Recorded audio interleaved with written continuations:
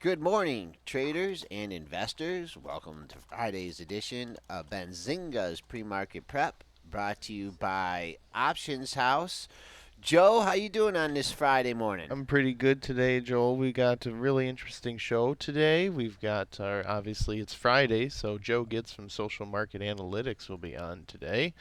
So get ready for your social media sentiment on your tickers, everybody. We'll get Joe into the chat so he can answer questions so he doesn't take up an hour and a half of the show.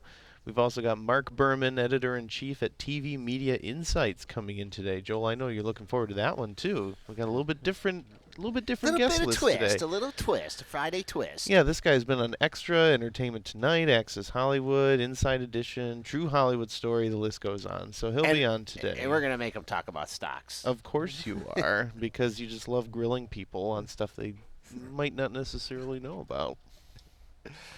And are you lamenting the fact that I'm going to be gone for a few days next week? I'm actually tap dancing every minute that you're not looking in my direction that you won't be here for a few days. You know what? I might just like Skype in or something like that, and just Just shoot us the emails. Or no, maybe you can listen to the show like Dennis does and on vacation right now and give us feedback. Yeah, what a loser. He listens to us on vacation. I hope you're not listening this morning, Dennis. Yeah, it's so funny because he Skypes me or he calls me the other day during the week, and I was like, Dennis, aren't you supposed to be on vacation right now? He's like, I'm up anyways. I'm up anyways. Yeah, I gotta listen in. I gotta listen in. No, he pipes in with some good things. So, this is my last show with Kyle the Snazzy Bazzy in here, who got in late, had all kinds of computer problems, had to redo his Skype settings here, got me nervous, got going about 7:58 and 48 seconds. But Kyle, you finally ready to go? Good morning, gentlemen. It's bittersweet today. I've enjoyed the show all week, but now it's my last day. Joel, I met some of your enthusiasts on the boys in blue last night, and we were talking about the game against Purdue, and they're all excited to win the Big Ten. So it was good to know you're not alone.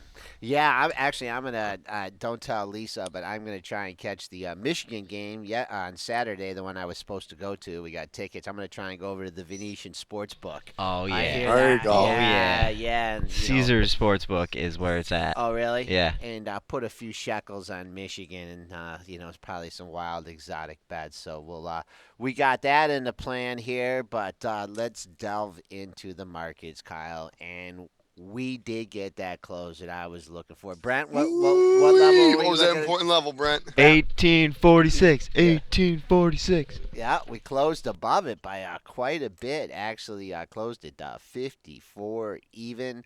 Trading down a little bit this morning, 1849 low. Boy, if we got back down to that 1846, if we ever get down there again, I should say, that's going to be some good support.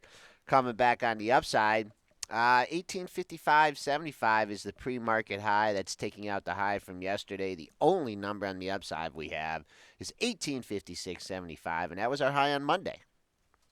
So you said if it even gets close down to the 1846, I mean that's got to be. Is that a new floor now? That is, yep, double close, old high from the end of the year. So I'm good. I'm going to be bullish until we take that out. And what I mean by take it out is like in a 50, even if we go down and nick 45 and a quarter, 45 and a half, I like to use the 15 minute. If we settle below it, on a 15-minute basis, then I'd have a little bit concern. But 5.5 points away from there. Resistance turns into support. Support turns There into you go. resistance. Oh my I'm gosh. learning. I'm Hey, learning. is that William O'Neill? What's that book on technical analysis there? Boy, good one, Brent. You're learning. All right, up next, always on our docket in the morning, gold. Gold futures flat, man. This thing is boring. 1331.80, $8 range yesterday. What I noticed in gold was you're starting to form some more support here. You got a double bottom, actually three lows, including today, 1322.30 to 1325.20. Split that, call it 24 and change. That was yesterday's low. That's a good support point. Coming back on the upside here, boy, 3640 was yesterday's high. We haven't got there yet. Major resistance, though, at the recent high of the move, 4560. Gold, boring gold. Now let's go on to crude. Crude had an interesting day yesterday, and I told myself I was going to stay short as long as this thing didn't get above 103. It had all those tops, so it gets to 103.08. Turned me a little bit bullish, though, but didn't hold that level for very long. I think he had some inventory numbers that weren't great. That kind of, made the move in that. But last three highs in crude 102.84 to 103.08. Couple of other highs of the move at 103.04 and 103.92. Huge resistance there. Really won't give in on the downside. You got three lows in a 20-cent range, so trade the range here in crude. Not looking for a big breakdown until we get to below 101.58, and that was your low on Wednesday. All right, there's our futures of the morning. Joel, how Futures. about we jump into some of our earnings stacks? Okay. Ooh, the only earnings report you guys might care about just came out a minute ago. Triple D Shoot us with system. it. Oh, yeah, let's go Triple D. 3D systems Delta Delta Delta Q4 EPS 19 cents on sales of 154.8 million. Analysts were looking for 20 cents on sales of 155 million. Looks like a miss. However, shares are trading a little bit higher here. Okay, that's so it was a little bit of miss. Any kind of guidance there, or not A really? little bit of miss. They did reaffirm guidance. So sometimes you get a market reaction. A company reaffirms, and the market says, "No, we wanted more." Sometimes you get a reaffirm, and the market says, "Okay, we were kind of worried. We're glad you're reaffirming." So maybe the street is kind of taking that latter stance here. And this was the quarter. I mean, they already pre-announced on this thing that they were going to miss. So the miss of the miss wasn't too bad. Got a spike up here to 77.50 here. Just pulling back slightly from that level, back at 77.84. We'll keep an eye on that 77.50 level. On the daily charts, boy, you had a lot of consolidation the last 3 days between 73. Actually, the last 4 days we've traded between 73.38, 77.10. I would still use those parameters in today's trading, and it's interesting when you look at a chart like this that you see a lot of volatility with news, and then 3 or 4 days before earnings, people the shorts kind of get nervous, the longs kind of want to get out of their positions. You have the consolidation. So let's see if we can break out above 77.10 or below the major support at 73.38. Joel, when they come out beforehand and announce they're going to miss, when do they do that and how? Brent, you want to cover that? I mean, it happens all the time as far as the companies pre-announcing. Yeah, I'm just trying to scroll back to see when that date was, but usually just kind of happens if um, there's just been a lot of volatility in a company. If they've been potentially, I've always imagined if they've been getting a lot of calls in to like kind of check to see how performance is, they might give a little mid-quarter update. But then there's some companies like Texas Instruments (TXN). They always put out a mid-quarter update, and some traders will even time that mid-quarter update out. They'll know that guidance is coming out of TXN. That was not the case for Triple D here. They just, let's see, it was actually February 5th.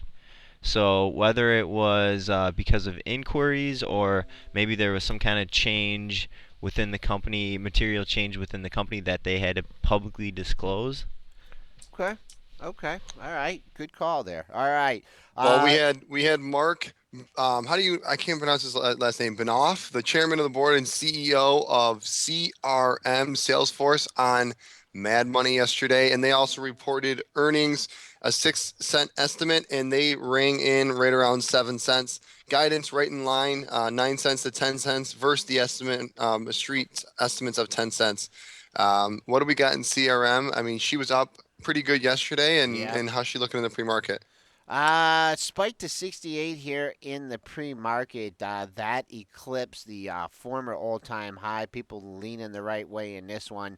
66.35 high, all-time high. Closed 66.22. Trading up at 66.80. I'd use that 66. A lot of sixes in there. 66.22 to 35 as support now. Breaks below there. There's not a lot. Pre-market high at 68. But Kyle, you actually use that product, don't you? Yeah, we do use Salesforce here.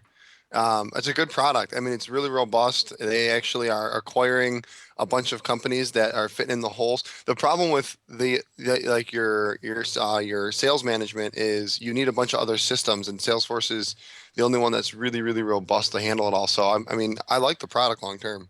Okay, all right. There's a recommendation, a upgrade by Kyle on Salesforce.com. I, And I expected to pop at least 10% off of that right now. yeah, I'm sure all the shorts are shaking in their boots. All right, up next on the earnings front, we have Decker, Oh, DECK, an actual Yikes. of $4.04 yeah. reported versus a street estimates of, whew, look at that beat, 380. With the fiscal year, though, we're looking at guidance at negative 16 cents versus a street sense of, 10 cents, Joel. What is Decker doing on the charts this morning? That is actually, I think, a 16-cent loss looking versus a 10-cent gain. Well, do you guys know what I always say about Deckers? What do I always say about Uggs? Um, Come on. is it like stock momentum related? No, it's product related. No, nobody wears Zekkers. Why do the people buy boots that you cannot wear in the snow? Ah, you definitely do say that often, actually. Yeah. Yeah, I mean, so finally it's catching up with the company here. Big spike down. Looks like the HFTs didn't. They waited for the news to digest here because it closed. Well, it was halted too, so that the HFTs kind of didn't get a heads up on it. But Kyle, believe it or not, this thing spiked all the way down to $68. So Wow. if you're an owner of this thing and you're just like, oh boy, you're bummed that it's at 73.67, you would have been more bummed when it traded 68. Now I kind of like this pre-market chart here because since it's hit 68, you bounced up to 74, and it's just hanging here. So the Bulls and the Bears squaring off here at 74. Looking at the February low in the issue is 72.68. So let's keep an eye. Consolidation at 74 if it can hold there. Looking for a little bit of rally. Below that, the major support is the low of the move at 72.68. Hey, Cold Slut. Good morning. I see you in the chat this morning. He's got a bunch of tickers that we will definitely get to this morning. Let's finish up a little bit on our earnings front. Up next is the Artsy Sotheby's BIP reporting $1.30 versus street estimate of 140. Joel. Yeah, BID, pull it up on the charts. What are we looking trying at? to. The gremlins are getting my charts here again. The old Sotheby's. I know you buy a lot of art at those auctions. Oh yeah, ton. You're the big bidder there. I usually just do it through my TV. Just kind of silent. I don't want people outbidding me. Spike high in the issue over $51. In fact, you got the 51.21. Came kind of crashing down after that to 48.58 has been the low of the move here. Traded down 90 cents. Major run here. Major run from the February low. I think it's due to get back some profits here. I'm looking at yesterday's low in the issue at 49.86. So call the $50 level. Just has to get above 50 here to rally to go back up to that all time, or not all time high, but 51.23 was yesterday's high, and that coincides with the high that it had back in April of 2011 at 51.33. And Cold Suck is pointing out that Dan Loeb has been just all over Sotheby's for a couple months now, but more what do I say? More vehemently, I guess, over the last couple weeks or so. So you are going to see a bit of action in the price on the Loeb interest here. Yeah, so you How think much is low bone right now? Do you know, Brent? I can check. Just give me one sec here. And is he pushing? Is he pushing for a sale, or what is he pushing for? He actually, as of right now, I mean, I'm sure that's probably where he wants to go, but as of right now, he just wants to get some board participation. He potentially wants to be on the board. A couple of his buddies over there at Third Point also wants to get them on the board. He is actually the largest shareholder right now, almost 10%, 9.47%, and that was in. You can find that in a 13D from February 26th, so just recently showing a 9.5% stake. Yeah, and I'm reading a piece on it in the New York Times saying Sotheby's announced plans last month to pay out 450 million to investors and change up its business in an effort to quell restive shareholders. That most restive being Dan Loeb in Third Point himself. So interesting. Yeah, he's moving the stock. You can't dispute that. All right, up next we're going to be looking at Splunk. Blanc. SPLK reported a 3 cent earnings EPS versus the street estimate of a nickel, which is a little bit of a miss. What's Splunk doing in the pre-market? They don't care. They don't care. They're taking this thing up a 450 here. Not taking it splunking. What did, what is this one, Brent? Again, I know it's some. Is it cloud or something to do with that? Splunk.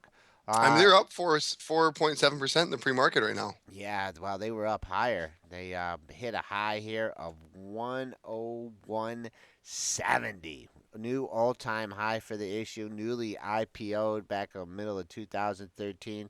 Whatever they do, they're doing good here. 101.70. That's the pre-market high. Hanging out at the figure 100. I'll use that as a turning point. You need to get down all the way to 97.33 to fill the gap from yesterday's trading. Hey, Splunk is a software IT platform. They do have something called Cloud Meter, which they released in December. So you're on to that one, Joel. Yep. Okay. Splunk sells to the Colt. government Yeah, too. Colts just said Splunk sells the GVT. Okay, got you. Yeah, Eh, government. Yep. Joe, I got a question. So when you're looking at the levels, especially for something that just IPO'd, 8 months ago, Um, we always talk about when we look at all-time highs or lows being, this is the last time it hit since 3 years or 4 years or, a year and a half ago. Do you have less conviction on some of the, especially all-time highs when it's uncharted territory? Uh, yeah, I mean, you're following it from that. I mean, usually when stuff comes out from the IPO, to me, the most important price is, that opening day price, the close on that. That's what I like to follow the most and try and, base some of my, investments off that price. A little bit early in the Facebook one off the IPO, Twitter, that $45 level turned out to be, such a key level. So the opening price, when it gets like this, I mean, it's so overextended, is far, you would say. We're like at a Sigma 3 here. So, I mean, for this, you got to imagine that, anyone's been in this stock, it's not heavily traded as far as volume goes. They're probably selling along the way up. So if you can see an open book or something to see some size, they're trying to figure out a seller. I mean, when it gets in this kind of territory, it's just really hard to predict where it's going to go. All right, up next, let's get to one of our big box retailers. I don't shop at Sotheby's, but this one I might. GPS, The Gap. They great deals on jeans, Joel, in case you're in the market. They reported a 60-cent EPS versus the street estimate of, I believe that is 69 cents, if I can read the chicken scratch. What's The Gap doing?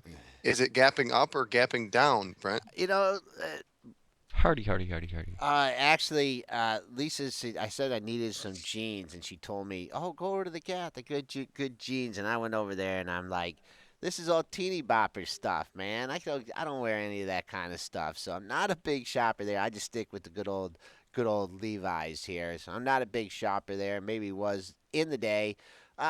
Chopping around here in the pre-market and after hours had a spike down 42.66. The stock got up near an all-time high yesterday. So if it goes into rally mode, anything over 44, you can consider yourself lucky. 44.26 to 44.33 were the last two highs in the session. Big range yesterday, 42.57 low. Went right to that level in the pre-market. Went to 42.66. I'd use that as support here, below 42.66, and you could easily be at the $42 level. Colts just came in. Yeah, the guidance was also below street estimates on The Gap there. Joe, before we move on, Colt's got some awesome tickers that I want Okay. to cover before we keep moving here. We have F5 Networks up about 0.5% here or it looks like yesterday's close. Anything you seen can we get some Oh, key levels? definitely here. We've hit 114.88 in the pre-market here. That's the all-time high. But this thing stopped right on the nose 2 days in a row 114.76, 114.86. Also had a high in this area, 114 and a quarter here. I would say keep an eye on that one. Oh, that let's just call it 115. You break above 115, and you're off to the races on this. As of right now, you got to respect that resistance 114.76, 114.86. All right, Colts, listen up. If you got any questions on the levels for these stocks here, just let us know, okay? All right, next up, why not? Let's cover Twitter. TWTR, again, coming from the Colts. This thing is lulling people to sleep here, Kyle. You got to get ready for this. And I think Fari had this one on his radar for the He long did. He side, didn't did. he?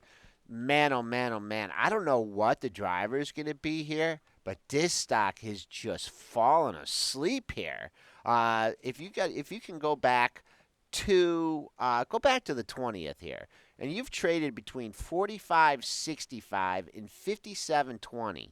Okay, for one, two, three, for six trading sessions. Woo! I smell a trap, Joel. And it's tired. It had disappointing on the earnings. It's tired. It's got up here. It's finding three of the last four highs right in this $57 area. Or trading at 56. There's gonna be a breakout here. Above I call above 57.20. You got a chance to go back up to the recent highs in the move, 58.95. And boy, this thing is so stubborn in the lower 54s here, 54.62, 54.65. Use that as your bogey on the downside. Colts, what do you think? You got to break out or break down? Moscow's asking what?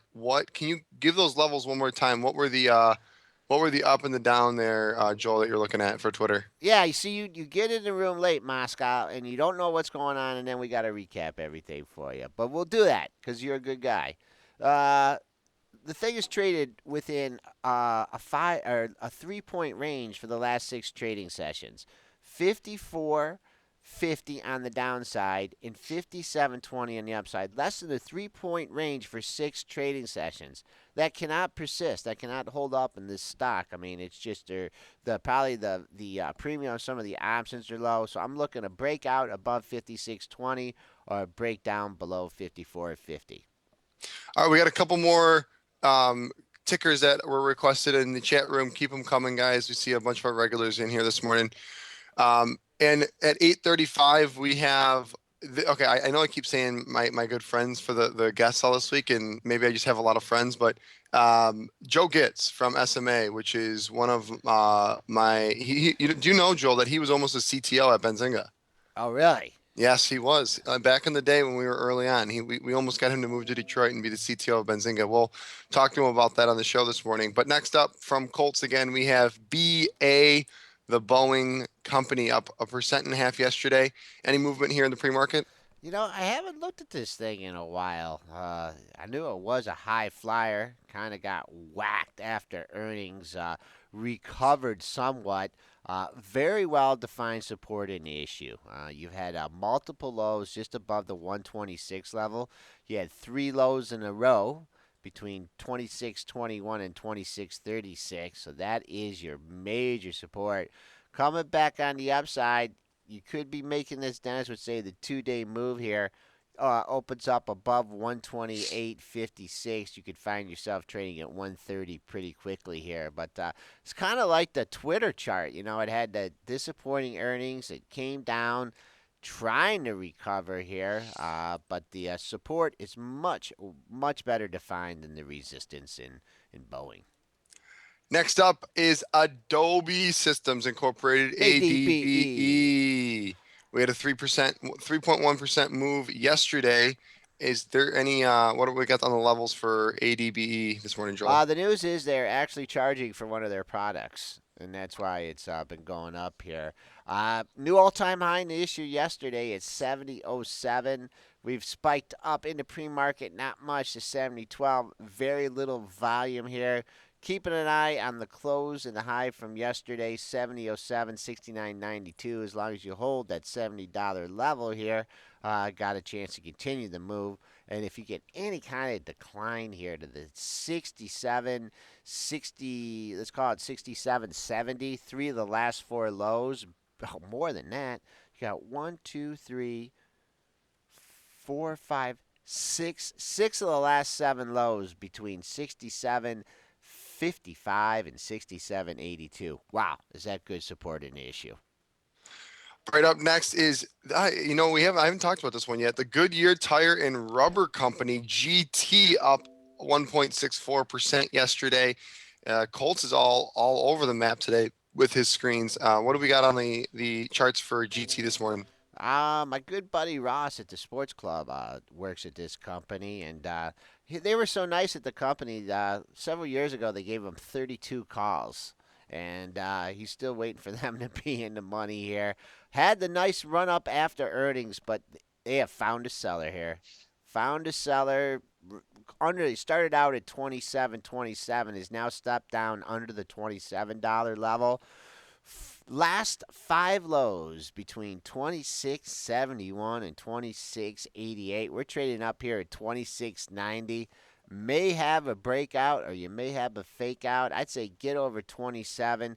Take out the recent high of the move at 27.27, and you could be trading at levels not seen in this issue since May of 2008. You made a high at 29.50. Don't think it's going there today, but for you Goodyear Tire owners, get above and hold that 27. You could have another leg up in this thing. Covering one more mover here, we talked about, I think it was yesterday morning, it saw a 25% pop. It's up another 2.6% in the pre-market. Joel, you know who I'm talking about?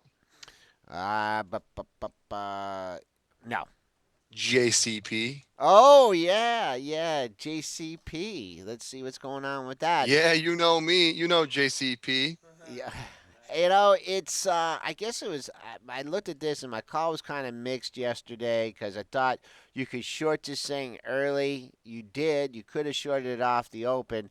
But it was just you just had too many people short the issue, so you dipped under $7, and then you had a nice rally, closed at 747, 757 high. What I think's interesting about this is we never took out the pre-market high. The pre-market high was 763. That coincides with the high on January 9th at 778. So important level there. It breaks above 778, and you might finally get a chance to fill the gap up to the $8 level. You got to imagine there's a lot of paper kicking around at 8, though, those GTC orders. If a JC Penney ever gets back to 8, I'm getting out. So you could see a lot of orders at that level. Important to get some follow through in this issue through yesterday's high. Hey, just want to give a quick heads up, gentlemen. We are going to get a GDP reading here in just about a minute and 45 seconds. It's going to be the second reading from Q4. I'm going to pop on here in about a minute or so with the results. Watch for some volatility in the futures. We look forward to it. Yeah, we got GDP coming in at 8:30 here, Joel. Before that, I got one more mover. She's out of the joint and she ain't going back. MSO Martha Stewart Living was up 13% yesterday. Another mover we got on our radar today. Yes, they sold a tablecloth and a dishcloth. That was the news out on Martha Stewart yesterday. Come on, don't pick on Martha here. Did she have something going on with J.C. Penney? Didn't she have a big fight with them about whether or not they were going to sell her whatever it I, is? I saw, I don't know about that, but I saw a video where it says an ex-convict and and like a superstar get together to talk about home goods, and it was Snoop Dogg and Martha Stewart, and obviously Martha Stewart was the ex-convict, so it was really funny. Wow. Okay. Big move yesterday. I don't know what inspired this move here. 547 close or 547 high, 546 close. Just treading here in the pre-market. Big volume yesterday. This is the highest that Martha Stewart has traded since May of 2011. You had some highs at 549, so we're right here, right at the resistance level 550. Take that out, Martha may be able to rally up to the $6 level, but you need to see these stocks that have these kind of moves to continue them right off the open. You don't want to see a pullback to 520, 530, strong close like that. You want to see it continuing through. Joel, I see Colts coming in with an exclusivity suit with JCP versus Macy's. That's what we're looking at with the Martha there. Guys, we got GDP numbers coming out in just a second, so Brent's going to pop in whenever he's ready. I'm Um, ready. hit Brent. 2.4% growth in the for the second reading in Q4. Economists were looking for a gain of 2.5%, so a slight miss on GDP. Futures are pretty quiet here. Yeah, I don't know. Right, where's the reaction? I Yeah. guess I guess no reaction. That happens sometimes. Yeah, I don't know. I mean, everyone's looking for 3% growth. Maybe things are going to kick in the second half of the year here, but certainly nothing to derail the market here. Little concern, little bit of a sell-off here. Keep an eye, pre-market low 1849, and then we know where that major support is now. Brent 1846. J Dot talking about the best in breast and weed. I mean the best in weed. Uh, GWPH Pharmaceuticals trading up again here, trading up $2.43. Challenging. Let's see here. High of the move, 67.62 on February 11th. We've traded up there, close to there in the pre-market, 67.60. I know, DJ, we were talking about this thing in the mid 50s here, and you were trying to pick it up. I sure hope you did, because this thing is right back up here at its all-time high. And DJ had a couple other stocks to look at. BBY, Best Buy here. Had the good news yesterday. Woo-hoo, let's see here. 25. Oh, that was a fake out off the open. Look at that. Opened at 27.70, ticked up to 28.20, which coincides with the exact high that you had on January 16th, and then you know what it did there. Uh, Looking at the $25 level here, it's trading up 38 cents in the pre-market. Last three lows between 25.07, 25.46. I'm sure there's a lot of people that saw this thing tick up to 28 to be loving to cover their short here in the mid 25. So we'll see what happens there. All right, 3 minutes to our first guest of the morning, Joe Gits of Social Market Analytics. He has some great stuff. The chat room's always ablaze when he's coming on to the show. Really excited for Joe this morning, see what he's got for us for some trading ideas.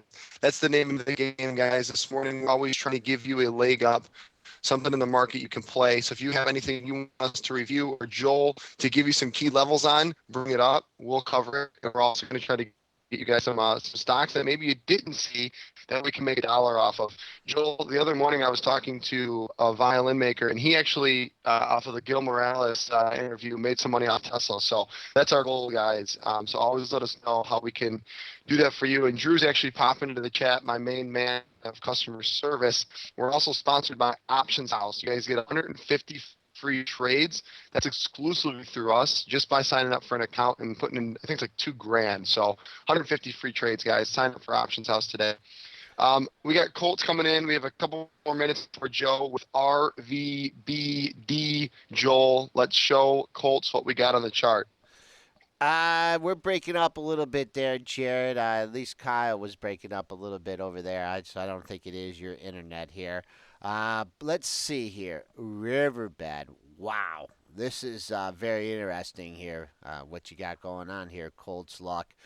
Just trying to get through this 21.19 level. I mean, the last 1, 2, 3, 4, 5, 6 highs between 21.03, 21.19. Someone wants out at this level, and someone's got to take them out here in order to move higher. The high that you're trading right now, it was stubborn at 21.39 in January of 2013 here. So Drilley's just got to clear that 21.20 level to make another leg up here. We did just have a bit of news on Riverbed. Actually, they rejected the $21 per share bid from Elliott. Elliott. But I mean, the stock's not really moving around too much right now. Okay, all right. Well, it's 8:34 here, and I'm just gonna write down these symbols from Moscow here because we get so many things going on in the chat here. It's hard to get back to them. But we're gonna take a quick break, and we're gonna have Joe Gits on from Social Media Analytics telling us what's going on in this Twitter sphere. We'll be right back with you.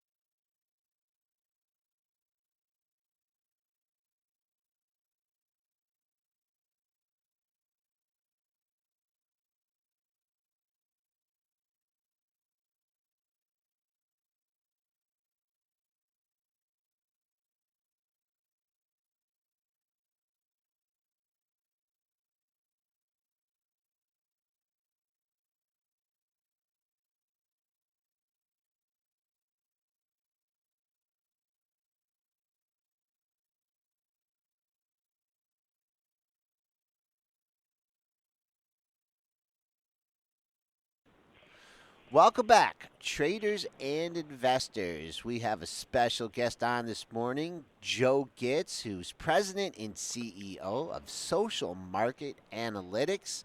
And what his firm does is it provides subscribers with real-time social sentiment signals that consistently predict movement in specific stocks. Joe, how you doing this morning? I am doing well this morning, guys. How are you? Good. We're good. I got Kyle the Snazzy Bazzy on with me today. Dennis is taking a few days off, so Oh, I didn't know that was you, Kyle. How are you? Gosh, I was talking nice about you, and you were right there. How creepy is that? Joe, that just made me feel really, really gooey inside. And I was telling everybody, and I just mentioned it to you. For everyone that doesn't know, I mean, Joe's one of the smartest guys you'll meet out there, and his team over at Social Market Analytics, SMA Info on the Twitter sphere at SMA Info. Joe, you were almost our CTO, so I got all the faith in the world in you with what you guys are building over there, and I love seeing all the interaction and questions you get here on the show. So everyone, make sure to pipe in when we're talking about stocks. Joe's firm, and Joel, I know you're going to go over more of his intro, but Joe Gits his firm actually looks at some really cool data that I haven't seen anywhere else out there, that actually I've seen it as predictive on stock movement based off of verified social accounts out there. So really, really cool stuff. Okay. Yeah, wow, that's really nice. Thanks, Kyle. Okay, so what do we got? What do we got going today? All right, so what I'm going to do is I'm going to walk through some of the items that are on our Edge report this morning that our clients are looking at, and I will start, if this works for you guys, I'll start with the current top, then we'll go to the bottom, and then we can go to the usual questions. How's that? Okay, sounds good. All right, so number one on the list this morning, and the number that I'm going to be quoting you are basically our S score, and that tells you how many standard deviations away from the normal level of conversation that particular security is. Okay, so a 4 standard deviation means the current conversation is 4 standard deviations more positive than the normal conversation. So number 1 on our list today is OVTI. OVTI. Holy mackerel. We got a guy in the office here has been pounding the table. Where's Kolb on this one? Where's the Kolbster? He was begging me to buy this thing at $15.90. He was begging me to buy it. I wonder if he had some information. But anyways, this is already trading up a lot, Joe. It just traded up to $18.90. What they're talking about this morning is unusual call volume, buying call volume this morning, and we're getting a lot of tweets compared to the normal baseline. So it's obviously showing up in all the pre-market movers alerts. It's also showing up in some of the volume calls, but the big thing they're talking about is unusual call volume with bullish momentum this morning. So that was a call volume from yesterday then, correct? Obviously. That's call volume from yesterday. Yep, call volume from yesterday. And then they're obviously talking about the 3 hours ago that JP Morgan raised their price target on that one. And do you know where that call volume, is anybody tweeting about where that call volume, what strike price it was at here or not? You know, I'm not seeing it at 140 characters. Okay, all right. So, man, this that's the downside of it. That's the downside of this one. So OVTI this morning. All right, number 2 on the list. And what's unusual on that OVTI before we move on is the volume is also 4 standard deviations more than normal. So that means the conversation is a lot more positive and a lot more people are talking this morning. So that's a really nice signal. Okay, number 2 on that list is Splunk. This morning. Okay. And they're talking price target raised to 120 by FBR Capital was the last one that came up. Okay. Joel, I got a question real quick, and this is something when I was going over the data and looking at your guys' feed, you talk about the standard deviations, and we look at pretty much -4 to 4. And when we're looking at 4 on the positive side, I mean, that's crazy good. That's crazy news. good. And what I was always looking at when I actually pulled up your dashboard was I'd like to see some really good volume in this the social presence as well. So yes, the S volume, right? Yeah, the SV score. The SV score is a measure of abnormal volume in that security too. So for example, so we're talking about Splunk right now. The S score is 3.97. That means that the conversation is more positive than about 99% of prior conversations, and the volume is 4 standard deviations more than normal. So already to go ahead. Joel, next time we have Joe on the show next week, I want to get a log into the dashboard. I want to show people what we're talking about because it's really, really cool stuff when you actually see it in action. Yeah, it is. So for that point, guys, go to our website. Our customers have already gotten a couple of reports from us this morning. So as securities move higher and lower on that sentiment report, that sentiment list, they're getting updates. So socialmarketanalytics.com, and you can go and see this stuff real time. So Splunk is number 2. Okay. And Splunk is number 2. And again, they're talking about raising a price targets to 120. And it got upgraded from this morning from Credit Suisse, Morgan Stanley, Cantor, and FBR Capital. This morning, already upgraded that particular security. What's the S score on it? The S score is a 3.9, so that's really high too. Yeah, and it's going to be a little bit of a volatile day today because one of the anecdotal metrics that we have is the high sentiment security stocks. Ratios relative to the low sentiment security stocks, and what we're seeing is that there is a lot of divergence today. Joe, have you done anything like the 2 issues that you brought up here are both trading much like this is trading up 440. Oh yeah. And it's also traded up to 101 and change 101.70. Yeah. I mean, it's, the old trader in me would be, man, sell. It's a short. Yep. This is ridiculous. Have you done any kind of studies where you've taken these stocks that have had, like, these exaggerated, that have already moved? Like, you mentioned one last week, Josie Banks was trading down $8.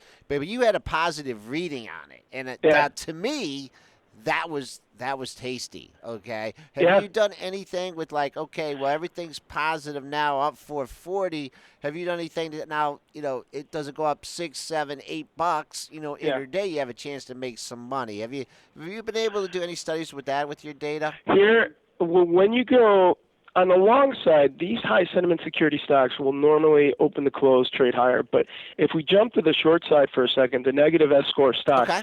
you will see a lot of overreaction on the negative side. So the stock will open up down $10, Yep. and then it'll recover.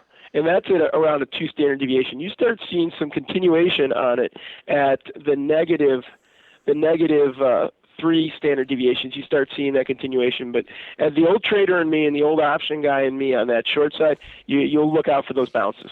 Okay. But on the upside, it'll usually, those stocks will trade higher today, open to close. Hey Joe, do you mind? I got your dashboard open up on my computer. Mhm. Can I take a screenshot of the top 10 and upload it to the chat real quick? Yeah, go ahead. Cool. Yeah, absolutely.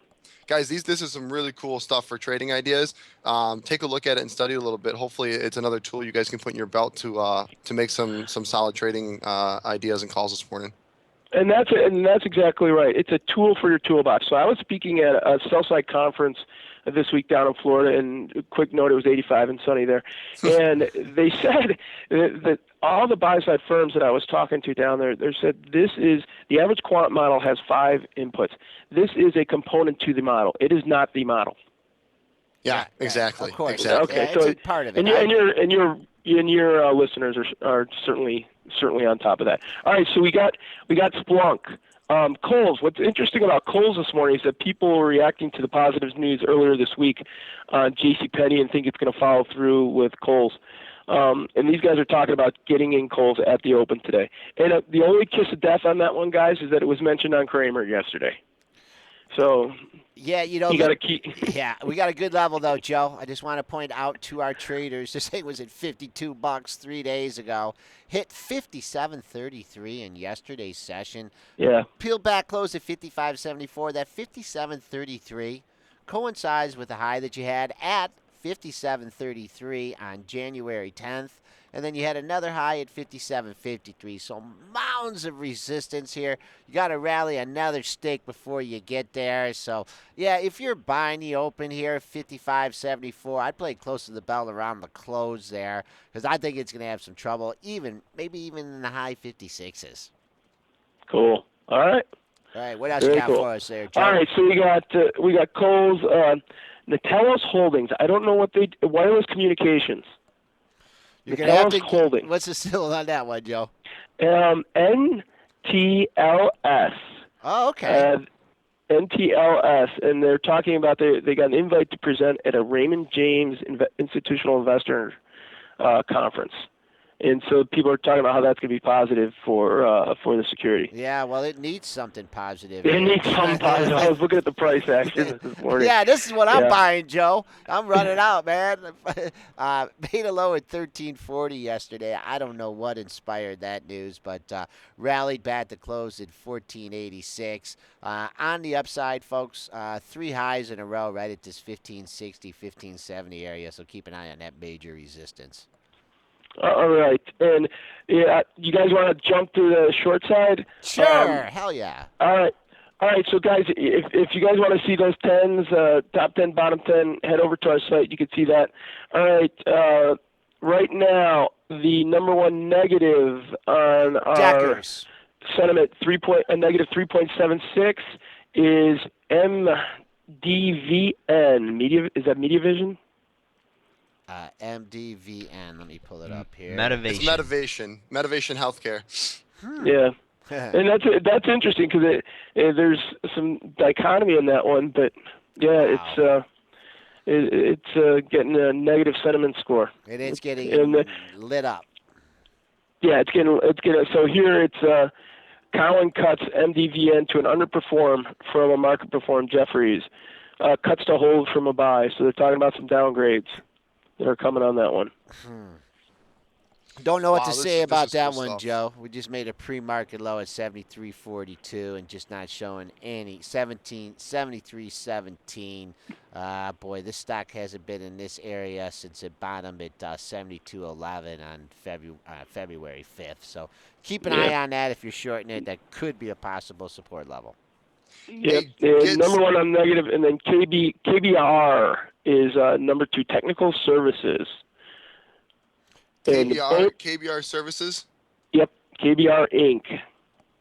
Wow, that's trading down quite a bit too. Whew. Just made a pre-market low here at 26.88. This is the lowest this issue has traded in quite some time here.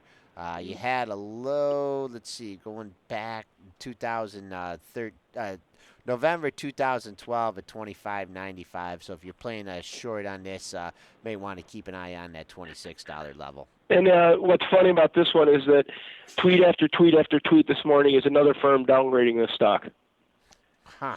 So Joe, I got a great question here. So Jared, one of our chat room guys, just came in saying, I own some Decker right now. Okay, and if we're looking, if I log in right now and I search up Deck, if I own something right now, how can I look at this, especially if it's on it's showing red for the social sediment? All right, so you can go to a Get Chart, and if you're a subscriber, you can get the real time sentiment on. You get the real time sentiment. What you see on the free chart is daily. So the current sentiment on Deck right now is a negative 2.518. So that is a statistically significant negative value on that. And so, yeah, it's not. When you say statistically relevant, what do you mean? Well, when you get, so if you think about our S score, you're looking at the conversation on a standard normal curve. So unless you're getting to 2 standard deviations positive, 2 standard deviations negative, you're really within that normal range. So once you're 2 standard deviations positive, that means the conversation is more positive than 96% of the prior conversations. So people are really going negative on that particular security.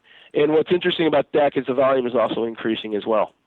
Hey, Jared, I just took a screenshot of the graphs in the social market analytics dashboard for DEC. So check that out. I just dropped that screenshot in there. Yeah, so that's DEC. Just a couple more of these short ones for you guys, and then we can go through the standards if that works for you. All right, so on the bottom we've got Walter Investment Management Corp. WAC. Okay.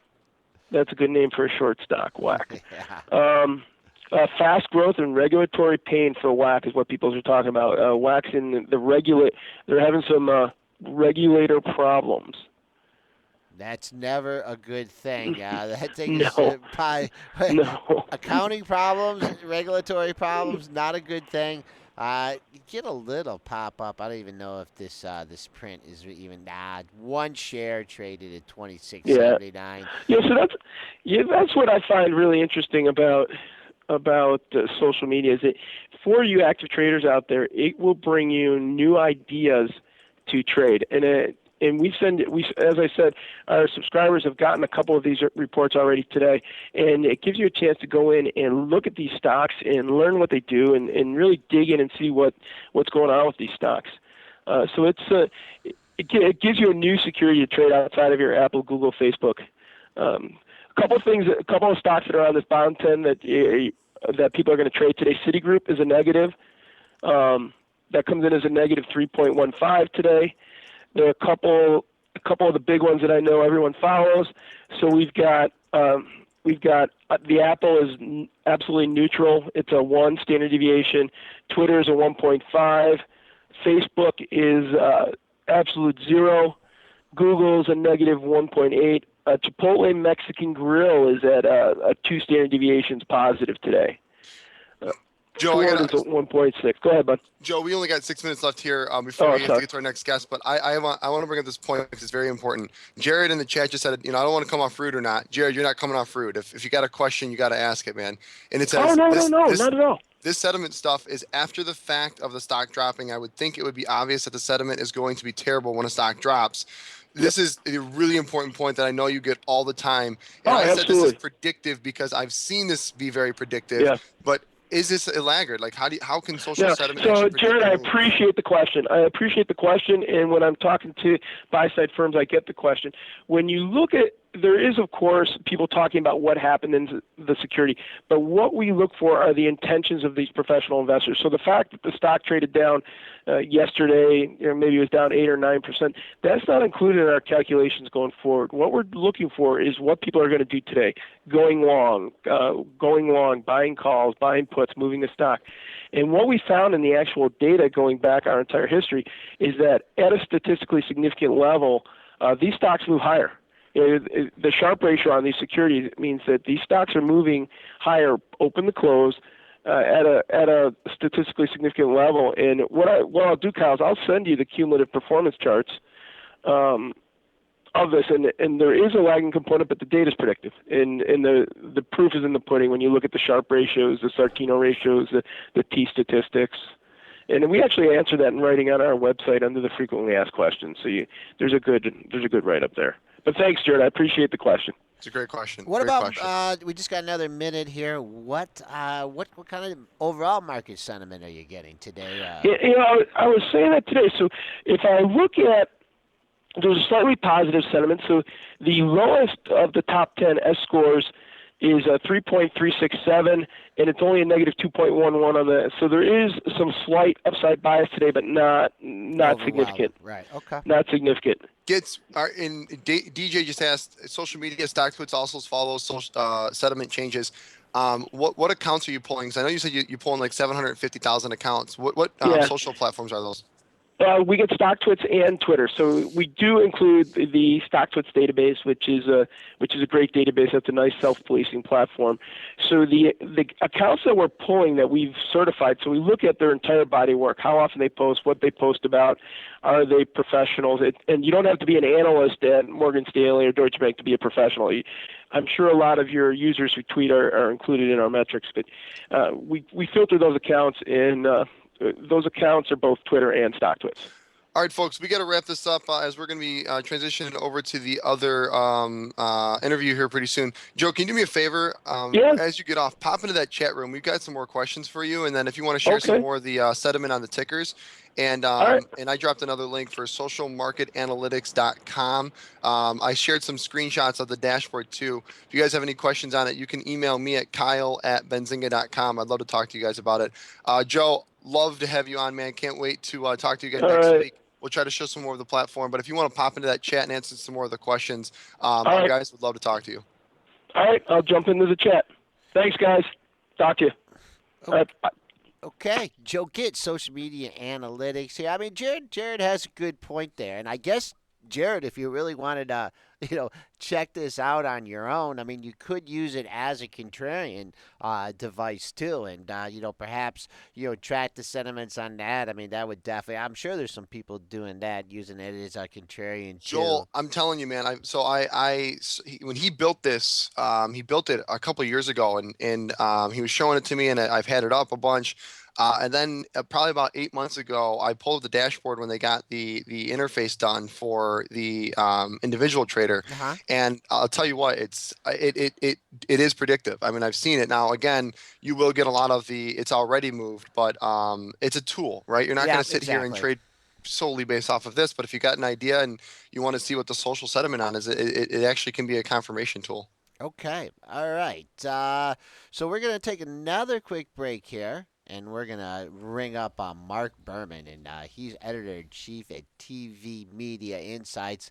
Maybe he could tell me what to watch on TV, because all I watch is sports. So. All right, folks, and that's going to do it for me on the week. I'm thinking maybe I'll come back and guest host from time to time for 15 minutes. I'm having too much damn fun. We might need you a little bit next week to work with Dennis here. So well, then my wish is fulfilled, Joe. All I got to do is ask, and you will succumb. Have fun in Vegas.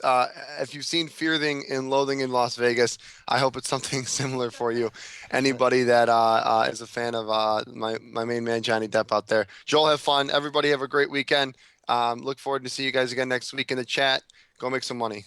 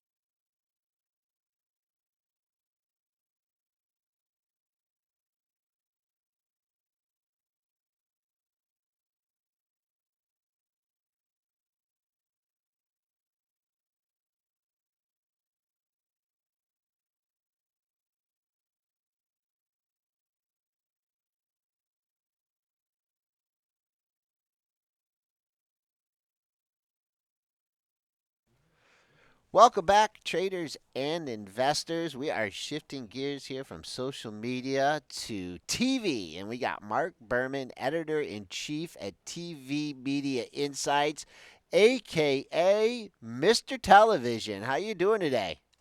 I am doing well. How are you doing? We're doing okay. We're just kind of excited about the markets here this morning, and we got some questions for you. We're gonna weave this into stock market talk as much as we can, so bear with me. But just how'd you get involved in this end of the industry? Were you like were you a movie star or something, and then you decided to write about it? How'd you get involved?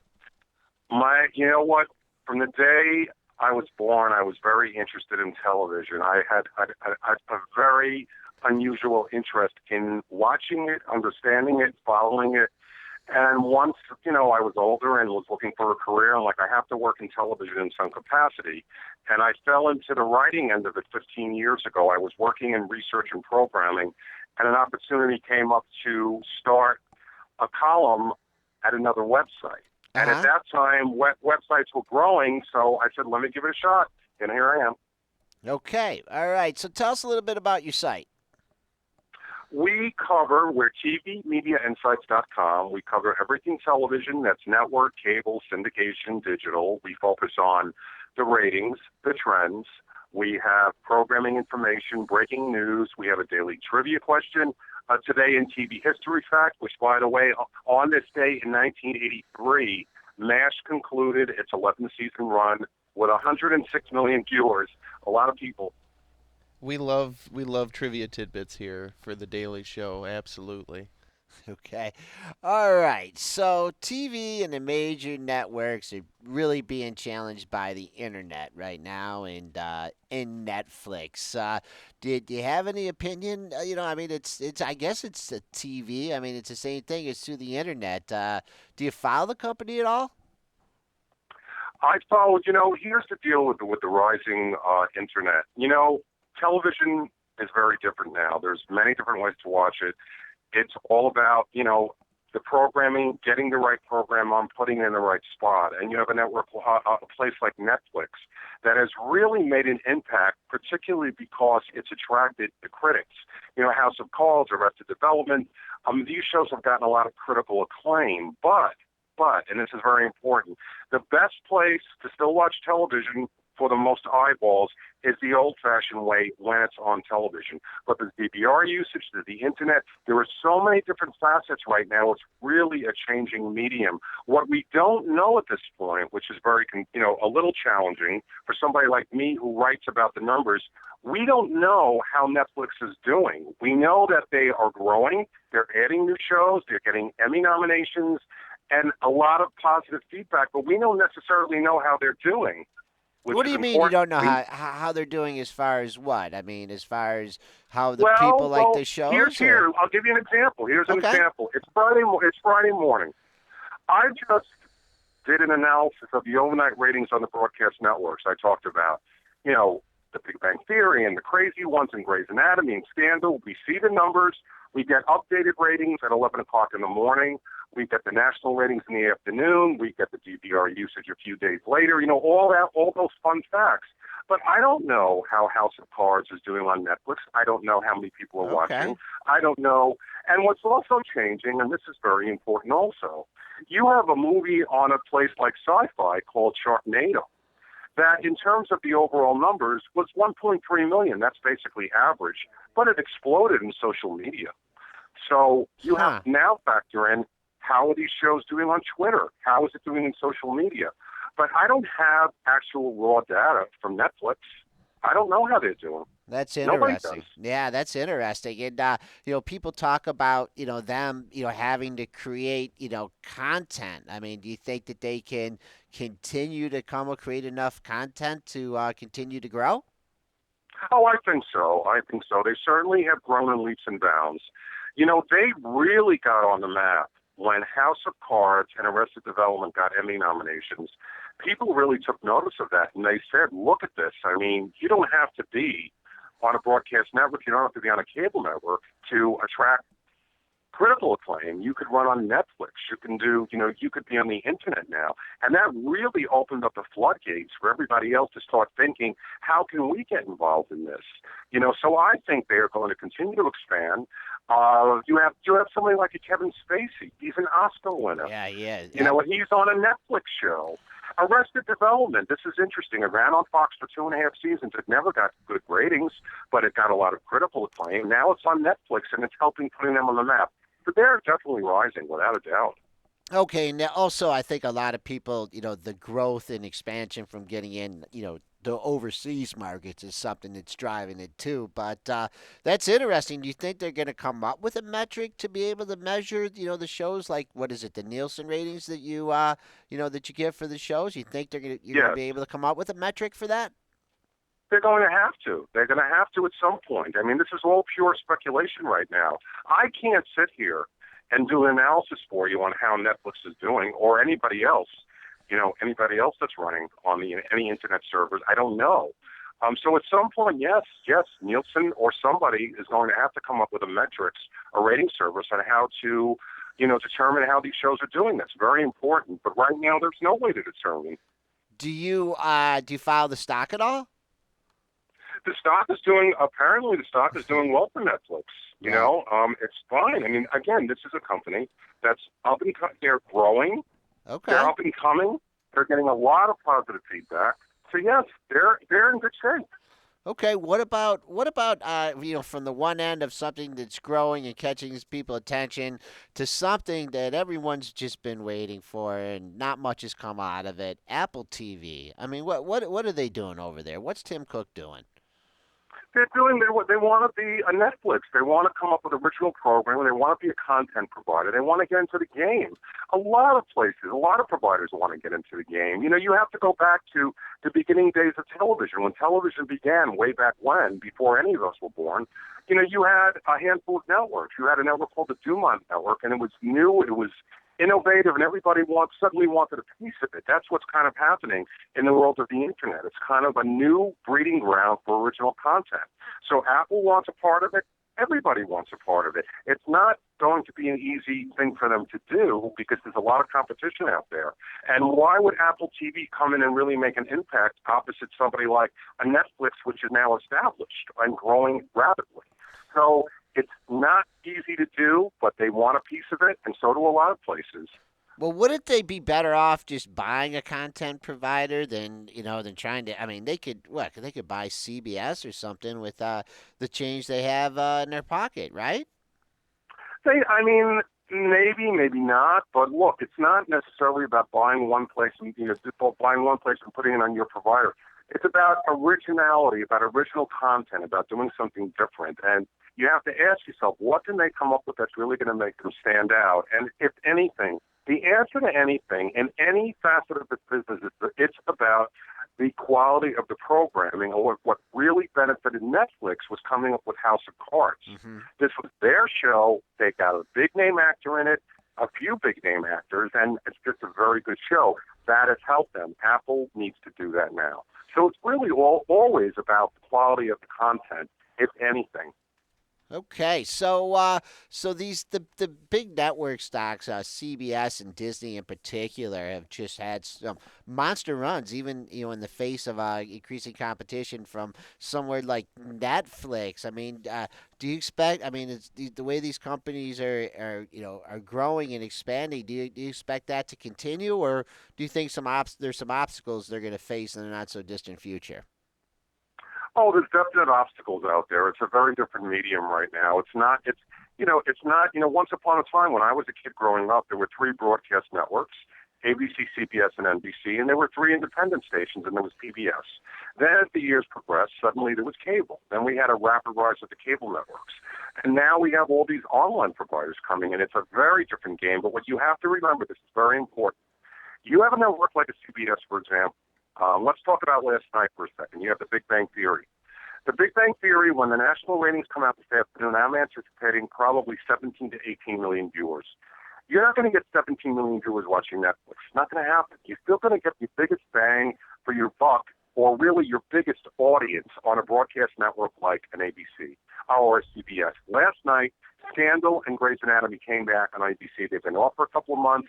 ABC brought them back. They did very well in the open. They're going to do very well in the total audience ratings and the demos. You're not going to get that size of an audience in an online provider. It's not going to happen. And this is also very important to remember, to think of. When ABC canceled their daytime soaps, All My Children and One Life to Live, the fans were panicking, carrying on, shouting at the top of their lungs. So ultimately, they went on to an online provider in original episodes. They revived it, put it on, and ultimately, nobody was watching. They weren't generating much interest, so they both got canceled again. Huh. So it's very challenging. But again, what you have to remember when you talk about an ABC or a CBS or an NBC, you still will get the most eyeballs on a broadcast network. Okay, so these networks are getting a ton of revenue from sports programming and probably funding other parts of the company. I mean, do you see this trend continuing? The revenue from sports programming, or do you think eventually it's going to top out? No, I think it's going to continue. Sports is very pivotal. It's very important. I mean, look, we just came off the Winter Olympics on NBC. We had 2 weeks of the Winter Olympics. It didn't break the record books, but it was of 21.4 million viewers on average. There's certainly nothing to sneeze at. You have your Super Bowl. You have all your football games, basketball. The sport is very pivotal to the success of any network. And if you're a broadcast network, you want to have something. For example, next season, CBS has acquired 10 Thursday night football games on Thursday. So they now have to rethink how we're going to position the evening. They paid a lot of money, but they'll get a return because they will get an audience. So sports is still very pivotal and will ultimately, definitely continue. It's not going anywhere. Okay, all right, and you had the big Comcast Time Warner deal, a consolidation in the industry. Do you think this might face some regulatory concerns, or just what impact do you see it having on the industry?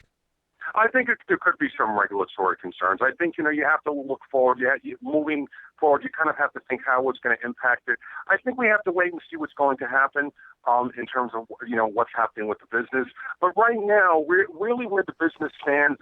It's really an era of confusion. It's sort of like, how do we attract the most interest in the right capacity to compete with so many other places? But I do think this at some point will have some kind of an impact, but we have to wait and see what happens. Okay, and we talk about the big media companies here. Obviously Netflix, the big net CBS and ABC, NBC, whatnot. Are there other, just any other smaller publicly traded media company that you think investors may want to pay attention to it in the near future? Well, look, if I'm an investor and I'm thinking, where do I want to put my dollars, my first thought would be, or one of my first thoughts would be, I want to be on cable. I want to be on a platform like HBO or Showtime. I mean, when we have the Emmy Awards every year, where do most of the awards tend to go now? That's on a place like an HBO or a Showtime. You have a lot of rapidly rising cable networks. And then, you have a cable network. This is interesting, like an ABC Family. Now, overall, by the numbers, it's not enormous, but it appeals to young females. It has a very big social media presence. So when you're investing your dollars, you have to think, what is making an impact now in social media? It's very, very important. If I'm an investor, I would think to myself, this whole Sharknado thing on Sci-Fi, they're doing another one, and they'll probably do another one and another one. I want to be a part of it because it's going to go through the roof.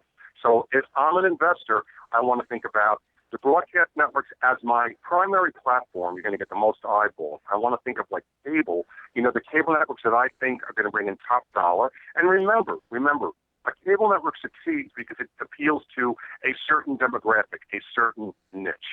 And then, of course, I want to get involved in the whole, growing internet landscape. So I kind of want to spread the wealth to different places, but always remember, go after who you think is going to be watching. If you want to, attract a young female audience, go to a cable network like an ABC Family. If you want quality that's going to get attention, go to an HBO, go to a Showtime.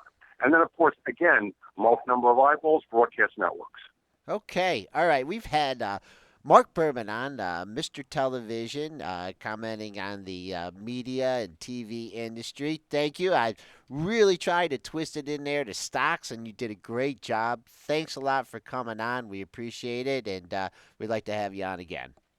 Oh, I'm happy to come back. Okay. Have a good day, Mark. Thank you. You too. Thank you. So, Mr. Television, huh? So that does that make me Mr. Headline? It makes you Mr. Headline. I did bring it up to him, but I told you, my late father had a couple bad predictions. Mm-hmm. One of them was McDonald's wasn't going to make it. Right, and that the TV, Yeah, he yeah. literally thought it was an idiot box, right? It's exactly. Who is going to sit around and look at a little box, all day long, was what his theory was. Yeah, well, on a related note, I'll move into today's headlines. Mt. Gox, once the world's largest Bitcoin exchange, filed for bankruptcy in Japan, focusing attention on the digital currency's risks. The company, which had revenue of 135 million yen, or 1.33 million US dollars, in the year ended March, applied in Tokyo District Court today with debt exceeding its assets by 2.7 billion yen, Mt. Gox said in a statement. The exchange discovered on February 24th that it had lost 750,000 bitcoins belonging to users and 100,000 of its own, it said. The collapse follows weeks of turmoil amid reports that hackers had pilfered the missing $473 million in Bitcoin from Mt. Gox, leading the company to halt withdrawals on February 7th. The regulation of Bitcoin, let alone derivatives of it, is an unresolved question in many parts of the world. Mt. Gox CEO Marc Karpelès said his company lost bitcoins because its computer systems were weak, according to remarks broadcast on NHK today. The firm had 6.5 billion yen in debt. The British surveillance agency GCHQ and the United States National Security Agency have intercepted and stored webcam images of millions of users worldwide of the online news and social networking provider Yahoo. GCHQ documents dated between 2008 and 2010 were provided to the Guardian newspaper by former NSA contractor Edward Snowden. They show the surveillance program, codenamed Optic Nerve, saved one image every 5 minutes from randomly selected Yahoo webcam chats and stored them on agency databases. This was partly to comply with human rights legislation and also to avoid overloading GCHQ servers. The documents show that in one 6-month period in 2008, the agency collected webcam imagery, substantial quantities of which were sexually explicit, from more than 1.8 million Yahoo user accounts globally. A spokeswoman for Yahoo said the actions of the surveillance agencies represented a whole new level of violation of our users' privacy. The document estimates that between 3% and 11% of the Yahoo webcam imagery harvested contains undesirable nudity. Subrata Roy, owner of the financial services group Sahara India Pariwar, surrendered to police after the nation's top court issued a warrant in a probe into whether he failed to refund $3.9 billion to his depositors. Roy, 65, submitted to police and is cooperating with the Supreme Court's directive, his son Simanto Roy said at a press conference in New Delhi today. The financier defied summons and failed to appear in court on February 26, prompting a non-bailable arrest warrant. In a statement issued earlier today, Roy cited the need to be at his ailing mother's bedside for his absence. Roy, who began operations in 1978 by going door to door to collect small amounts of cash, is seeking to convince the top court that Sahara has complied with an order to refund 240 billion rupees, or 3.9 billion US dollars, to 30 million depositors. India's market regulator in June 2011 faulted two of his companies for selling convertible debt without approval. This is going to be a landmark case, said Mumbai-based Jitendra Nath Gupta, a former executive director at Securities and Exchange Board of India. The financier, who calls himself Sahara Sri, is part of the 670 billion shadow banking industry in Asia's third largest economy. Roy earlier dismissed reports in the newspapers, including the Times of India, that he was evading arrest after police seeking to serve the warrant couldn't find him at his house. Tesla Motors, propelled by praise from Consumer Reports and plans to build a better battery and expand in Asia, has cemented its place as the highest flying automobile stock in at least 2 decades. The luxury electric car maker's 619% rally in the last 12 months is unmatched by any global automaker in at least 20 years, according to data compiled by Bloomberg. Tesla's almost 15-fold jump since its June 2010 initial public offering is also bigger than any U.S. stock that has debuted since 2006. While further gains may become more challenging, with Tesla now trading at 154 times estimated earnings, the youngest U.S. car maker has already beaten odds that crush startups such as DeLorean Motor Company, Tucker Car Corporation, and Fisker Automotive. Canadian officials say President Barack Obama's budget proposal Tuesday needs to make a funding commitment for the proposed new international trade crossing between Detroit and Windsor, or the $2.1 billion project risks a delay. The Canadian government is hoping Obama's spending plan will include the $250 million U.S. officials were expected to contribute or make a solid commitment for the money in the coming years, said Roy Norton, Canada's Consul General in Detroit. A failure to do so could push completion of the bridge beyond the projected 2020 target date, Norton said. Canadian officials have agreed to spend more than $630 million over 2 years to fund the new bridge that both countries consider essential for easing trading and creating regional job growth. If it comes to fruition, a new span will be built roughly 2 miles downriver from the Ambassador Bridge, owned by Manuel Matty Maroon, who spent more than $30 million on an unsuccessful 2012 ballot measure to try to derail the project. Tony Hawk has confirmed that a new game in the franchise is indeed being worked on and that it will be out exclusively for mobile devices. Hawk told Bloomberg, we've never gone exclusively in that direction yet, so I'm excited because with the amount of time people are spending on their phones and their tablets playing games, we've never had our own game in that space, so I'm excited to provide one finally. A new survey has shown that only 0.15% of mobile gamers account for 50% of all in-app purchases, putting paid to any skepticism of the free-to-play model of casting a wide net and relying on a minority of high-spending customers. As reported on by VentureBeat, the survey by Swerve found that the vast majority of gamers keep their wallets firmly closed around mobile titles, but companies rely on high rollers. The survey also found that all of the in-game purchases were made by 1.5% of active players, 10% of which were the high rollers or whales responsible for 50% of revenues. Perhaps most importantly, while it may take gamers some time to make their first in-app purchase, once they do it, it usually represents the start of a trend, with the second purchase following in 1 hour and 40 minutes on average. Today's trivia question. Joel, this one's for you. Are you there? Oh, yeah.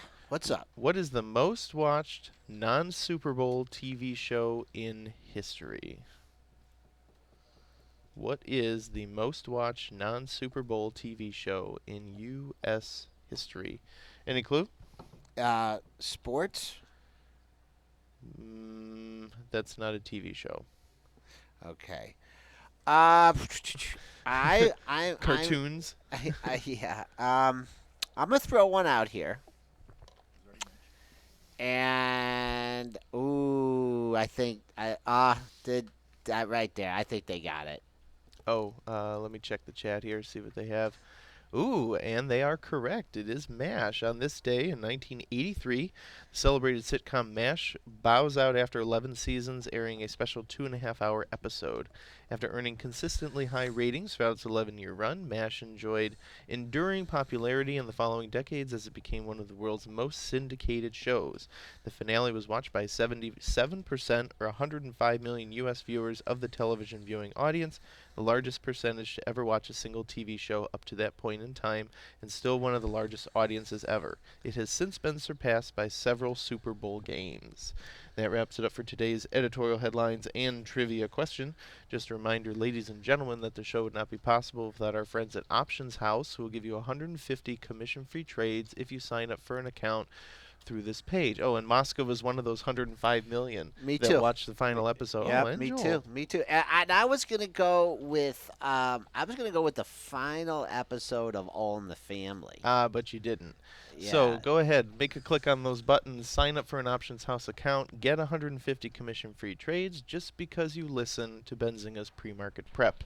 That wraps it up for me. I think Brent is here somewhere. He's just itching to talk about ratings Scratchy, ahead of the scratchy, But bell. before we do that, could SF Bright, TJ, and Mosca, can you guys please email Jake, JAKE, at benzingapro.com, and we can hook you up with a free trial for a couple weeks of Benzinga Pro. We so got that- some winners. that's- Actually, guys, yeah. I'll give you Joel's cell phone, and you can call him while he's in Vegas next week to ask any market-related questions. Oh you may yeah, have. call me 5 in the morning. I might surprise you guys. I might like hook up the old internet and pop in and see how you guys Hook are up doing. the old internet. Yeah. Does that have like old a internet. crankcase on Yeah, it? the, or you know, when I'm at the tables, man, when I'm out, when I'm pulling that all nighter, rolling the dice, maybe I'll take a break and come in. And All right, Brent, are you out there, my man? Yeah, I wanted to make a comment on some of these great guests we had in the chat today. I see DSW back in the chat, Joel. How about that?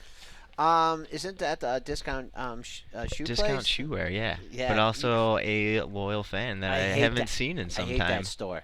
We don't have to talk about it. Well, Also had you go in there, you go in there, and you're like, okay, yeah, I like those shoes. You go in, and there's one in a box, and then you're like, What?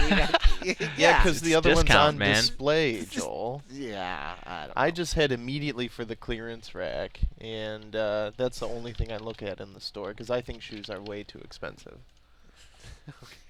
Hey, we also had a little Sanglucci in the chat today. How about yeah, he Sanglucci popped in the in. chat? Yeah, Lucci. We're gonna have to get him on again, Joe. Yeah, that's Okay, right. we can do that absolutely. We need a Sanglucci interview. Haven't had one of those in probably like 2 months, maybe. It's been a It's been a while. been a while. It's been a minute, as my brother likes to say. It's been a minute.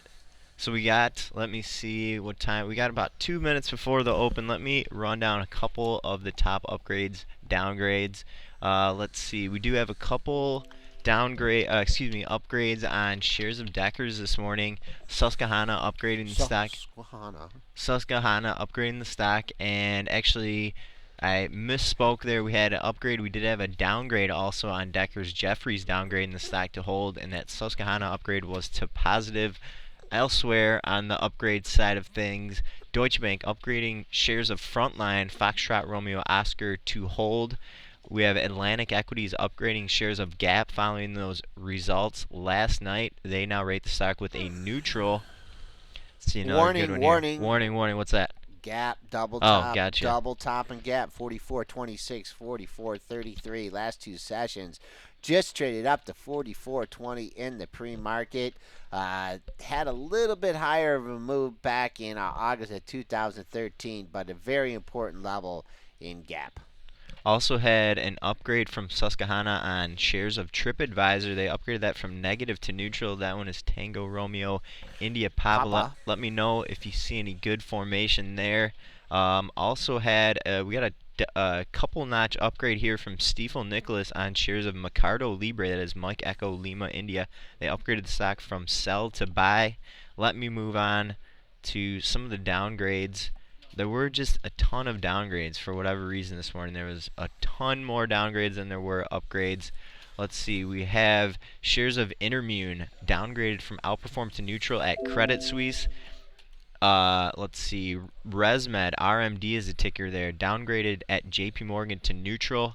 We have shares of Dominion Resources, ticker is just D, downgraded at Argus Research.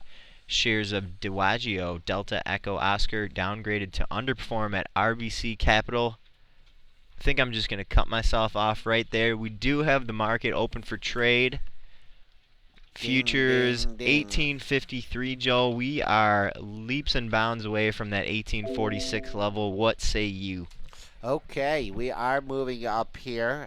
We are only trading down 75 cents. I think we got a little too much premium in there on the close. So even though with a bunch of stocks opening up higher here, the S&Ps are still showing a little bit of negative.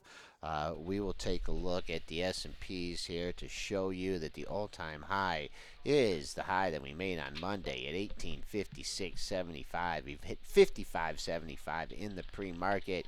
We need to get above that area to continue this huge move up here. So so far in the regular session, 53.5. That 1849 pre-market low, minor support, major support down at that double close at 1846. I just want to alert our traders if we got any Apple traders here that kind of had a sneaky day yesterday, rallied some 10 points, got to a good level here. We've so far in today's session we got to 529.08. I just want to alert our traders here to the two other highs and the five. We're like right there right now, 529.55. We are at the highs from Monday and Tuesday, which was 529.57, 529.92, 530 here, area of resistance here in Apple. See if we can bust out above that. Another issue here that I wanted to just take a look at here. Google, the Googster. Look at this. 3 closes in a row right at this 11:20 area. Well, actually, you had one at 12:20 right on the nose. The other one at 12:20.17 on the 26th. And then yesterday, we went out at 19:21. So, man, you got 3 closes within a buck in Google. You better pay attention to it. If it holds at 12:20, likely to go up and test the all-time highs. You can't hold this 1220 level. Finally might be looking for a correction here and Google packed down to the $1,200 level.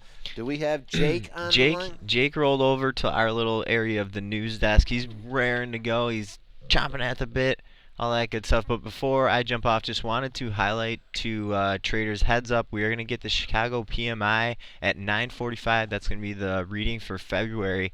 And then also at 9:55, we're going to get the final reading of the University of Michigan Consumer Confidence for February. And then there's more at pending home sales at 10 a.m. this morning. We've been getting data points on the housing sector throughout this week. This is kind of the last one. Once again, pending home sales at 10 a.m. Watch that XHB ETF. That's the one that I always like to watch for housing-related items. And if we maybe we should start staying on longer, huh? 9:45, 9:55. We catch some of these numbers here. A little action in the market. Little extended show. Extended show. But we got Jake, and I was just discussing with Jake yesterday how he always seems to pull out one or good trades a day. So we'll see what Jake's got on his Jake's take. There we go. Yeah. All right, I can do that. All right, so I want to hop into some of the earnings reports from last night real quick and just kind of see how they're doing out there. Salesforce is the first one I want to hop into. Charlie Romeo Mike is the ticker there. EPS came in at 7 cents versus 6 cents expected. So nice little beat there. While revenues came in at 1.15 billion, beating expectations of 1.13 billion. So Salesforce with a beat on the bottom line and a beat on the top. They also did get company CEO was on Kramer's show that night, so I can get him some additional exposure. They released some guidance for the first quarter. They're expecting 9 to 10 cents a share. Street was looking for 10 cents. They're also guiding 1.21 billion in revenue. Street was looking for 1.19. So they raised the revenue guidance, but put the Street's profit guidance at the top end of their range. For the fiscal year of for this fiscal year, 48 cents to 50 cents a share. Street's looking for 50 cents. 5.25 billion to 5.3 billion in revenue. Street looking for 5.21 billion. So revenues or things are looking good for the fiscal year. First quarter, kind of mixed. Solid quarter report in general. I'd say overall it was a pretty solid report from Salesforce. Joel, what do you think of the chart? Well, so you're recommending a short? New all-time high in the session, 67. Keeping an eye, the close was 66.22. You take 66 even, so if you were buying the close there, well, actually, if you bought it going up through the close, you could have a little real estate going up to 67 because it opened up at 66.04. Well, actually, it opened down a little bit and then shot straight up. So good to go. Good to go if we're holding that 66 level. If you're looking for a target on the upside here, just take a look at the average daily range on this thing, and this average daily range looks pretty good. If, in fact, you don't hold the 66 area, boy, you guys got to be good if you can find support because I can't find any under 66. Moscow's just popping in here. I don't know if he's trying to scalp this Bank America. Opened up at its high. Boy, man, these stocks have just been, these bank stocks have not participating. Moscow, keep an eye on here in this 1650 level, 1649, yesterday's high, 1651. Just having a hard time. So unless you get above the 1650 with conviction, looks like we may go down and trade in the lower 16s again. Well, the next stock I want to hop into here is 3D Systems. Basically, just throw a bunch of D's into your ticker window. I'm sure it'll come up. 3D DDD is the ticker there. Delta Delta Delta. It reported earnings this morning, 19 cents versus 20-cent expected. Revenues came in at 154.8 million versus expected 155.07 million. Now the thing is this company, they did release that poor guidance on February 5th, so got to keep an eye on that. So that was for the fiscal year of 2013, and they lowered guidance for 2014. The report, not exactly what the street was hoping for, but I think we've had a pretty big pullback in a lot of these 3D printing names. I would be, if the street was really attacking it, it'd kind of surprised me. But Joel, what do you think about how the chart's setting up? They didn't love it. It wasn't the greatest news, but from a technical perspective here, maybe the shorts were looking for this to get pounded a little bit. That did not happen. Opened up at 76.15, ticked 75.96. So traded up here within yesterday's range as well. So you weren't looking at a gap situation. 79.77 hit that, backed off. I don't know, up to 82.65 has been the high since the rebound here, but we just hit 80. I expect sellers, above 80 up to this 82.65. So, what do you think of some? Let's hop into some of the other 3D printing names real quick and see kind of how they're reacting. Stratasys, Sandy, Yankee Sandy, first up. I haven't really dove into a lot of these names, but they do trade as a group, so it's important to be keeping those on your radar. Did open at its low for the day. A nickel off, rallied up to 130.30. Just a round number, 130 there. Perhaps someone looking to take a piece off at that level. Let's see what happens. I mean, you had a real bad day, when this thing fell from 133.65 down to 130 even. So I'd just say I'll call 130 a resistance point, just a psychological resistance point, because you look at this thing. This thing is what, 9 points off its 8 points off its all-time high, where you had the triple D and the XON come back quite a bit. So this is held up pretty good as far as relative strength goes. Let's see if it can continue. If it takes out the 129.07 low, minor support at 128.46, and then you need to go down to the close. 127.15 for additional support. And Apple just broke out here above that 530 level. Let's see if it's got some legs to keep going. Here's another one with some action right now. It's Pandora Media, ticker PAPA here. Shares were down in the pre-market, actually. Now we are at a gain of 1%. Looks like traders may be eyeing that $39 level or even possibly $40. It's been kind of trading around there recently. Joel, what do you see anything on the charts here? I feel like there's some action here. Man, well, I wish you would have pulled this up a little bit earlier, because on the downside you had an action at the double bottom, 38.15 yesterday's low. We hit 38.16 off the hop. Rallied up to 38.96. Really don't see any. You got just two other highs from this issue as reference points. 39.31 was your high on the 27th, and then you have the all-time high at 39.58. S&P's approaching the pre-market high. Shocker. 55.75. We're going to see what happens between the pre-market high, 55.75, and the all-time high at 56.75. Well, we do have some more news coming out from Joseph A. Banks and Men's Warehouse. They're in talks again. More shenanigans. But it's important to watch those shares, because every time that there's a hint that the companies, one of them might buy the other, or they might merge, however you want to call it, there tends to be, they both tend to catch a bid. So do you see anything on the charts on this news? This thing is driving me crazy here. Josie Banks gaps up 62.66. Open near the high here. It's the only thing I would say from a sell perspective. uncharted waters for this issue. Just keep an eye on it if you're trying to lock in some gains here. Below 62.19, the current low. There's nothing to validate support until you get down to the lower 60s, 60.33, 60 and a quarter.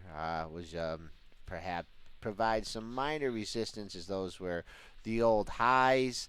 And then Men's Warehouse here, MW. They love this too. They love it. All new recent high for the move. Last couple months with all the shenanigans going on, it has run into problems here at the 52.70 level. So we'll see if it can break out there and get to its high. Going back in May of 2007 at 53.60, S&P surged through 56.75, trading at 58 even. Next support level 1900 in the S&Ps. Alrighty. Well, Deckers, the creator of Furry and Impractical Boots, did beat on earnings after the close yesterday on the top and bottom line, but man, was that guidance just abysmal. Loss of 16 cents was expected gain of 10 cents for the coming quarter. Deckers is down over 14% in the pre-market here. Or not pre-market, I guess we're open now. We're open. We are above $72 right now. Right now. But I don't know. It seems to be still kind of moving to the downside. Joel, do you see anything on this chart? Do you think 72 could be defended? Below that, obviously 70 is a pretty big whole number. Do you see something where there might be some support on this one? What do you think? The analysts were battling this one out, and this is one that Joe had on his negative radar here. I guess it's just the way that you play it is the way that you make money. I was looking at all the trading going on at 74 in the pre-market. He did get 38 cents above that to 74.38. So depending on the heat that you're willing to take, 74 was a potential good short. Bouncing off 72 hard. I want to see what happens. We made that 72.68 low back in January 24th. We are holding above it now. Now we've been back down to 72. People may be trying to buy ahead of that level. 72.07 was the low in the issue on let's see here, November 13th. So at 72 levels, holding up pretty good here. Well, another one that's moving to the downside this morning is Pier 1 Imports. Papa India Romeo. They dropped their guidance significantly this morning. So their previous guidance was 47 to 52 cents a share for the first quarter, right? Street was looking for 50 cents. So Street was kind of sitting right in the center. Well, they dropped it down 40 to 41 cents. So huge drop in their guidance there, below Street estimates by 9 cents, even if they hit their optimistic range. They guided revenue 512 to 514 million. Street was looking for 543.5 million. Pier 1 shares are really taking a hit on this, down over 6% on the news, below that $20 level. Joel, is there a bottom here? What do you think? People are not buying wicker chairs or pink pillows or fake flowers, huh? Guess not. Or at least they're not overpaying for them. Boy, that's a big drop for the issue here. Hit it right off the open. Looking at this, 1842 open, 1842 was the exact low, 1840 and 8 had 4 lows in a row here back in mid-February between 1840 and 1849 here. So I think I'd be more apt to try and cover short and maybe just try a loose long off that level. The low for the year has been 1820 here. So big windfall for people that were selling that double top from Wednesday and Thursday, 2020 to 2015. I mean, you're not going to get a $1.50 drop in Pier 1 imports unless they do what they did today. So you don't know if that will be happening for a while. I'm looking at all the markets here. S&P is up, Dow is up. Hey, Nasdaq's up too. Euro US dollar's on the rise. Gold is in the red the last time I checked, and crude is in the red the last time I checked. Joel, what is your outlook for today's trading session? We're making new highs over the pre-market highs. So hey, I mean, it's green, right? We're green. We had the closes. I was waiting for a definitive close against 1846. We couldn't even get there in the pre-market here. Just have to float up here and see if the buyers can overwhelm the sellers that are looking to lighten up their positions. So we're going to end the show now, Jake, and I'm sure you guys have a good time on Monday and Tuesday and next week. Maybe I'll try and chime in from lost wages, and have a good week. We'll be back with you.